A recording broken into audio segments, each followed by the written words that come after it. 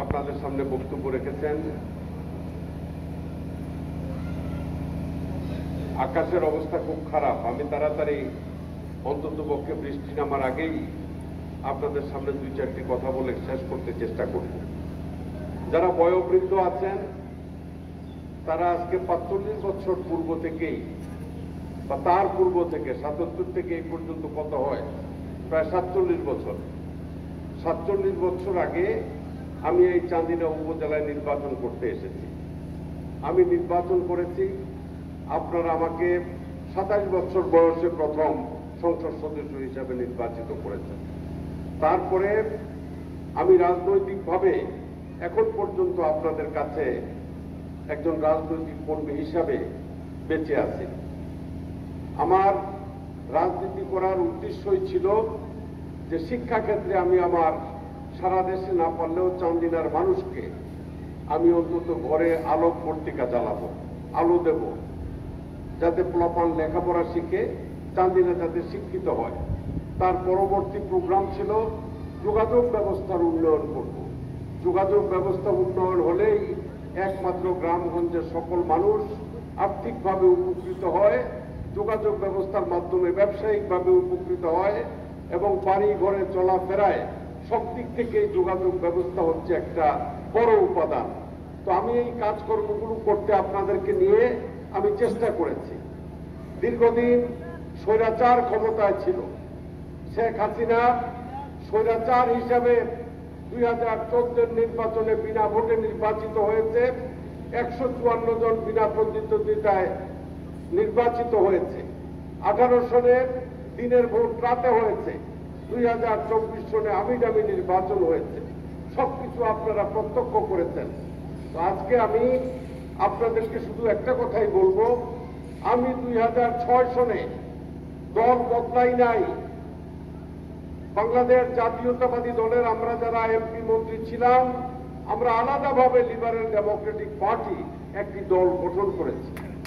এই দল গঠন করে দেশনেত্রী বেগম খালেদা জিয়ার ডাকে 2012 সন থেকে এখন পর্যন্ত আমরা খালেদা জিয়ার নেতৃত্বে আছি।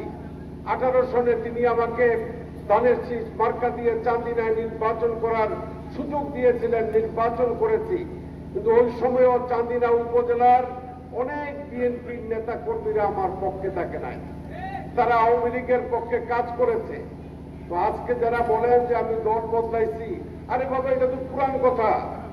দেশনেত্রী বেগম খালেদা জিয়া যেখানে আমাদেরকে আবার 2012 সন থেকে একসাথে নিয়েছে, তারপরে আমরা তো খালেদা জিয়ার সাথেই আছি, আমরা তো বিএনপির সাথেই আছি এবং এখন পর্যন্ত যুগপৎ আন্দোলনে বিএনপির সাথী হিসাবে লিবারেল ডেমোক্রেটিক পার্টি কাজ করে গেছে এবং আমরা তারেক রহমানের সাথে ঐক্যবদ্ধভাবে একসাথে নির্বাচন করে জাতীয় সরকার গঠন করার জন্য ইনশাআল্লাহ আমরা অগ্রসর। তারা আজকে বিভিন্ন জায়গায় বলে যে আমাদেরকে সবুজ সংকেত দিয়েছে। সবুজ সংকেত যদি দিয়ে থাকে ভালো কথা, নির্বাচন করবা, কিন্তু তোমার সবুজ সংকেত যদি কার্যকরী না হয়, আমাদেরকে যদি যুগপৎ আন্দোলনের সাথী হিসাবে ম্যাডাম খালেদা জিয়া, তারেক জিয়া মনোনয়ন দেয়, তাইলে তোমরা আমার পক্ষে কাজ করবা কিনা, শুধু এই কথাটা আমার ঠিক আছে, তাই না? এই কথাটা কও যে উনারে যদি জোটের প্রার্থী হিসাবে বা যুগপৎ আন্দোলনের সাথী হিসাবে মনোনয়ন দেয়, তাহলে আমরা ওনার পক্ষে থাকবো। তাদেরকে আপনারা জিজ্ঞেস করবেন যে তোমরা এই কথাটা বলো, ঠিক আছে না? এই কথাটা তো বলতে হবে। ইনশাআল্লাহ আমি রেদওয়ান আহমেদ লিবারেল ডেমোক্রেটিক পার্টির মহাসচিব হিসেবে বিএনপির নেতৃত্বাধীন যুগপৎ আন্দোলনের সাথী হিসেবে আগামী নির্বাচনে আপনাদের সামনে নির্বাচন করতে হবে। শুধু তাদেরকে বলবেন যে আমি প্রতিদ্বন্দ্বী হলে বিএনপির যে কর্মীরা আছে সবাই আমাকে যাতে ভোট দেয়, এইটুকু আহ্বান তাদের কাছে করবেন। আমি আরো অনেক রাজনৈতিক কথা বলতে চেয়েছিলাম। বাংলাদেশের কিছু কিছু ইসলামিক রাজনৈতিক সংগঠন আজকে পিআর পদ্ধতিতে নির্বাচনের কথা বলছেন। সংখ্যানুপাতিক হারে এই দেশে নির্বাচন হবে না। যার ভোট সে দিবে, যাকে ইচ্ছা তাকে দিবে। নির্বাচন হলো আপনি ভোট দিবেন সন্দীপ, এমপি হবে মালদ্বীপ। আপনারা কি ওটা চান? ওটা চায় না বাংলার মানুষ। সংখ্যানুপাতিক হারে